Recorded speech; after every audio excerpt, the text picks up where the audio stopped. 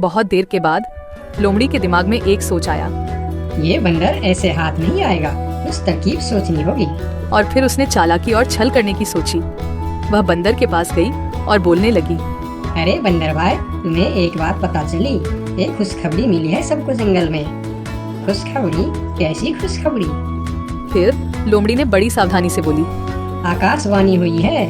भगवान ने कहा है अब इस जंगल में सब एक दूसरे से गले मिलकर एक साथ रहेंगे।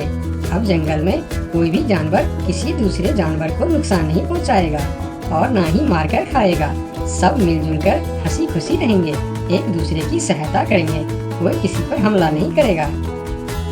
लेकिन बंदर होशियार था। वह समझ गया, हो ना हो यह लोमड़ी झूठ बोल रही है। फिर बंदर ने लोमड़ी की बातों पर ज्यादा ध्यान नहीं दिया और कहा, ये तो बड़ी अच्छी बात है, पर मैं इसमें क्या कर सकता हूँ? बंदर की ऐसी ठंडी प्रतिक्रिया देख लोमड़ी फिर बोली, अरे भाई, इसी बात पर नीचे तो आओ ना नीचे। हम गले मिलकर एक दूसरे को बधाई देंगे, खुशियाँ मनाएंगे।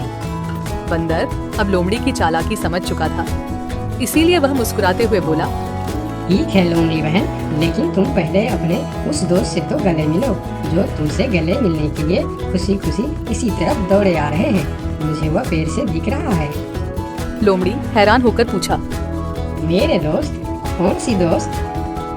अरे लोमड़ी बहन, शिकारी कुत्ते, वह भी तो हमारे दोस्त ही है ना। वह भी शायद तुम्हें बधाई देने आ रहे हैं। शिकारी कुत्ते का नाम सुनते ही लोमड़ी थर-थर कांपने लगी। वह बहुत डर गई, क्योंकि उसे लगा अगर हम यहाँ थोड़ी देर और रुकेंगे तो यह बंदर भले ही हमारे शिकार बने न बने, लेकिन मैं उस शिकारी कुत्ते का शिकार जरूर बन जाऊंगी। इसलिए उसने अपना जान बचाना ही भला समझा और वहाँ से भागने लगी। और फिर बंदर ने लोमड़ी को हंसते हुए कहा, अरे बहन, कहाँ भाग रही हो?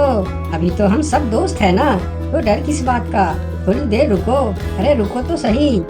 फिर लोमड़ी थोड़ी रुकी और बोली, अरे भाई, दोस्त तो है, लेकिन शायद शिकारी कुत्ते को ये खबर नहीं मिली होगी